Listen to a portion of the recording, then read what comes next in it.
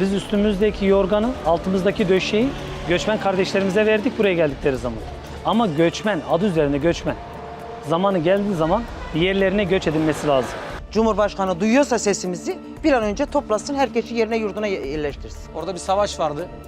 Bu savaş bitene kadar dedik misafirimiz olsunlar, ölmesinler, çocuklara zarar gelmesin. Ama bu saatten sonra zararı gören biziz.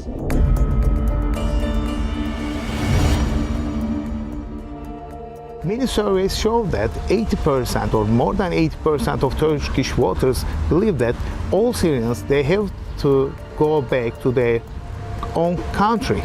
On May 31st, 2022, Esenyurt, a district in Istanbul with a large population of migrants, witnessed these chaotic scenes after rumors of a 10-year-old Turkish boy being sexually harassed by an immigrant in a local mosque. Residents of the neighborhood surrounded the mosque, intending to take justice into their own hands.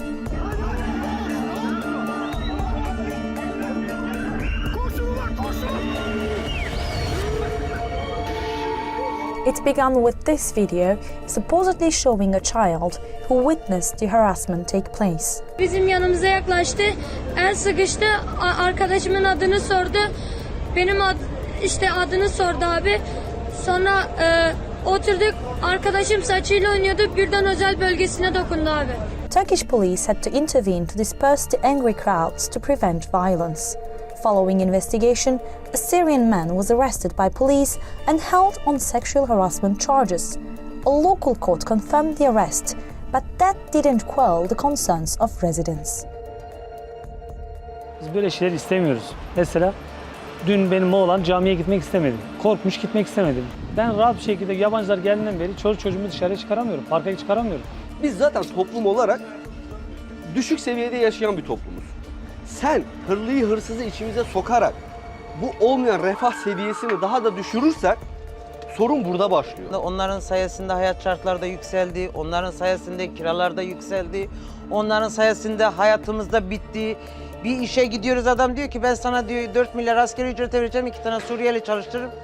2 adam çalışmış olur. These scenes have become more common in Turkey over the last few months. The discontent is fueled by social media reports of crime or harassment by refugees or those of immigrant background. Some of the reports are authentic, some are not, but nearly every day there's a new viral video capturing the attention and anger of Turks online. And in some particular cases, that turned into violence against alleged perpetrators. In one incident last August, hundreds of angry people attacked Syrian properties and shops in Ankara's Altındağ district after a Turkish teenager died in a stabbing attack by a Syrian refugee. More recently in Hatay, the house and workplace of a Syrian refugee was attacked after reports of sexual harassment to a Turkish girl. But this wasn't always the case. Refugees were welcomed with a sense of brotherhood when they first arrived in 2011. As a result of economic crisis, most probably, and increased discontent towards government policies, and because of all other societal tensions, people started to express negative feelings towards refugees and other immigrants. Muhammad and Hamza are two Syrian cousins helping their fathers run a small grocery shop right next to the mosque that made the headlines. They're also surprised by the change in the perception against Syrians. هون نحن يعني بتركيا صرنا 6 سنين، يعني ما في لا تحرش ولا شيء، جيراننا من هون وجيراننا يعني كويسين كثير يعني هون علينا وما في شيء تحرش. Hamza is a classmate of the child harassed at the mosque. زعلت على رفيقي، ضربوا للياسين، وياسين شخص كويس وضرب على السوا. هون أمه عرفت لياسين إنه هو انضرب، فراحوا وشافوا الضرب، أجت الشرطة، وياسين شخص كويس ورفيقي هو، سألته يعني عنده هون ببطنه كتلة زرقاء من الضرب. Security and economic concerns may be seen on the surface, but deep down, the reason behind rising xenophobia seems to be more emotional than financial. Majority of Turks, they don't like Arabs or other Eastern societies. Now they are here. That kind of encounter created a kind of cultural divide, cultural fight between different camps. The Turkish people perceive themselves as more modern, westernized individuals, and they perceive all these newcomers and even Arabs who are coming with touristic visits as backward individuals, uncivilized individuals. This cultural divide has become a central issue in political debates when Turks realized that many Syrians were here to stay. A number of opposition parties have suggested the number of Syrian refugees is too high and that some should be deported. A few candidates have even made it their primary campaign premise. The first was Ümit Özdağ, the president of the small but vocal nationalist Victory Party. He started turning heads after a series of videos interviewing Syrian shopkeepers. He arrived in Turkey 7 years ago. He speaks very little Turkish. He got citizenship and a gun license. He opened a jewelry store in Izmir with the permission which allows him to open a store only in Şanlıurfa. There are 900,000 more of them. Turkey, aren't you aware of the danger?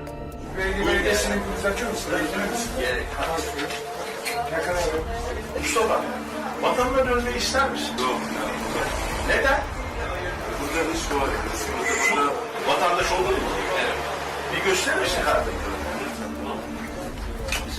O silah taşıma ruhsatın da var. Sen daha iyi Türkçe diyorsun. Sen niye öğrenmiyorsun? Az yani. Ama vatandaş olmuşsun bile. The videos went viral, giving Özdağ a national profile and cementing the fears around refugees as an election issue. Özdağ vows that if he's elected, he will send back all migrants to their home countries. And his popularity is increasing day by day. According to polls, these attempts didn't get its rewards. Still, this party has a less than 2 or 1%. It is almost invisible in the polls, but it created a kind of very strong political effect. The second strongest opposition party, E-Party, which stays on the central right, has also added sending Syrians back to their agenda. Ben gideyim Suriye'ye, Beşar Esad'la ve onun çevresiyle, devlet insanlarıyla görüşeyim ve ülkemizde Suriye'den gelen göçmenleri Beşar Esad'la el sıkışıp ülkelerine gönderelim. But how do the Syrians feel all about this? صار لي 5 سنين هون بتركيا. كان ما في مشاكل، الامور تمام، شوي شوي في عنصريه شوي، يعني مو الكل، يعني بدك تقولي 10%، مو الكل. لا ما في خوف، رحنا خوفنا بس على رزقنا ومحلاتنا، رحنا ما عملنا شيء لحتى نخاف، منا خايفين. الخوف بس على الرزق وعلى المحل، لاني وقت لا بصير تكسير محلات ما بيهجم واحد اثنين، بيهجموا 500 600 واحد، كسروا المحلات، هذا الخوف بس. يعني كل واحد بحب يرجع على بلده، وانا بحب ارجع على بلدي، بس في حرب، في مشاكل، يعني اي واحد يكون في عنده حرب ما برجع على بلده. Currently, Turkey hosts the largest number of refugees in the world. The UN says it's around 4 million, but the real figures are hard to know.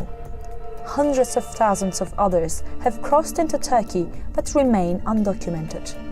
And more than 750,000 children of Syrian background were born in Turkey since 2011. In order to calm the rising discontent, President Recep Tayyip Erdogan, who up until now has always defended refugee rights, is beginning to change his tune. In May, he announced plans to relocate 1 million refugees from Turkey to northern Syria. He said this would only happen voluntarily. Şimdi de ülkemizde misafir ettiğimiz 1 milyon Suriyeli kardeşimizin gönüllü geri dönüşünü sağlayacak yeni bir projenin hazırlıkları içindeyiz. Konuttan okul ve hastaneye kadar günlük hayatın tüm ihtiyaçlarıyla, tarımdan sanayiye kadar kendi kendine yeterli tüm ekonomik altyapı bu projenin içinde yer alacak. Anti-refugee sentiments are continuing to heighten, fueled by an economic crisis and upcoming presidential elections. The big question is, will Turkey find a sustainable solution to a crisis on its own turf?